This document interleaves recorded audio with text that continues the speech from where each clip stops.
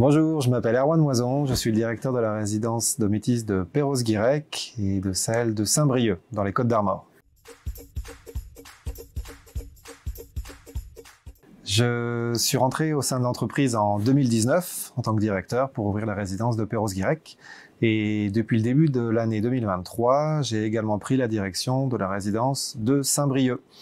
Et entre-temps, je suis retourné à l'école pour faire un Master 2 dans le management des structures et des activités innovantes en santé à l'école de commerce Kedge de Paris.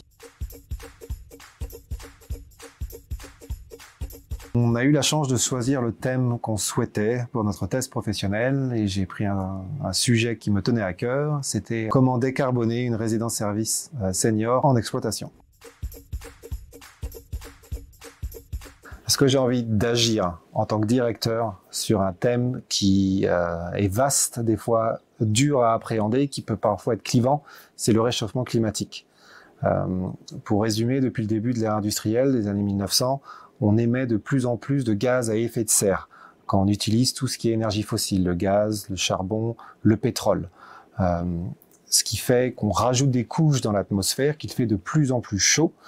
On a déjà augmenté en une centaine d'années d'1 degré la température sur la planète. Si on continue toutes les activités humaines comme on le fait actuellement, d'ici 2100, on sera à 5 degrés en plus. Ce qui fait qu'en 200 ans, on fera ce que généralement la planète fait en 20 000 ans. Donc ça va être des changements brutaux, intenses. Et donc le but, c'est de se dire comment nous, en tant que Français, en tant que citoyens, on peut justement avancer sur ce sujet-là. Quand vous décidez d'avancer sur ce sujet individuellement, vous pouvez le faire en prenant moins la voiture, en voyageant un petit peu moins, en faisant attention à ce que vous consommez, en rénovant votre maison si vous pouvez. Et ça, vous allez réussir à diminuer votre empreinte carbone moyenne pour un Français, c'est de 10 tonnes par an, 10 tonnes de CO2 équivalent par an. Vous allez pouvoir la diminuer de 2-3 tonnes, ce qui est déjà très bien. Mais pour pouvoir être neutre en carbone comme le demandent les accords de Paris en 2050, il faut qu'on ait une empreinte à cette époque-là, en 2050, donc de 2 tonnes. Donc il faut qu'on passe de 10 tonnes à 2 tonnes. On arrivera de quelques tonnes, comme je le disais, par nos gestes individuels, mais le reste, ce sera avec l'État, les services de l'État, mais également les entreprises. Et les entreprises, c'est nous. Les entreprises, ici, c'est moi. Moi, je peux arriver à faire avancer les choses sur ce sujet, sur la petite résidence qu'est Perros-Guirec. Il y a vraiment deux pôles. Le premier, c'est mesurer notre empreinte carbone, voir où on émet des gaz à effet de serre et voir comment on peut les réduire. Et le deuxième pôle, qui est tout aussi important, c'est l'accompagnement au changement. Pouvoir expliquer aux équipes, aux résidents, comment s'investir pour pouvoir faire avancer les choses. Sur la première partie, pour pouvoir réduire les gaz à effet de serre, tout d'abord, il faut pouvoir mesurer. Pour pouvoir agir sur quelque chose, il faut savoir sur quoi on agit, comment on peut être efficace. Donc là, en fait, par exemple, notre premier poste émetteur, c'est la chaudière à gaz, qui émet à peu près 1/3 de l'ensemble des gaz à effet de serre qui sont émis sur cette résidence. Et ce qu'on est en train d'essayer de voir actuellement, c'est une étude de faisabilité. On attend également des devis pour pouvoir installer une pompe à chaleur.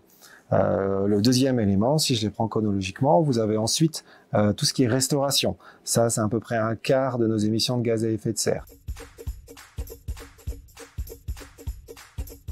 On a mis plusieurs choses en place. Quelque chose d'assez simple, c'est des conférences sur le thème. Des conférences sur le recyclage, des conférences sur le réchauffement climatique. On met également en place des fresques du climat. Les fresques du climat, c'est des ateliers qui sont assez longs, mais qui permettent aux équipes comme aux résidents de comprendre les tenants et les aboutissants du réchauffement climatique et comment agir sur le sujet.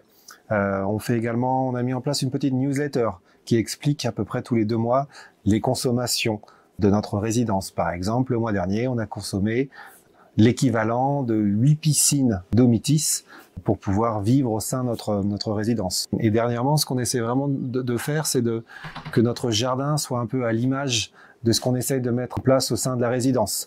C'est pour ça d'ailleurs qu'il est certifié refuge LPO et humanité et biodiversité. On essaye avec le potager, avec la serre, avec les prairies fleuries et avec les abeilles, vraiment de mettre en exergue, en valeur, quelque chose d'un peu plus réel, factuel, pour tout ce qui est actions qui vont vers la protection de l'environnement.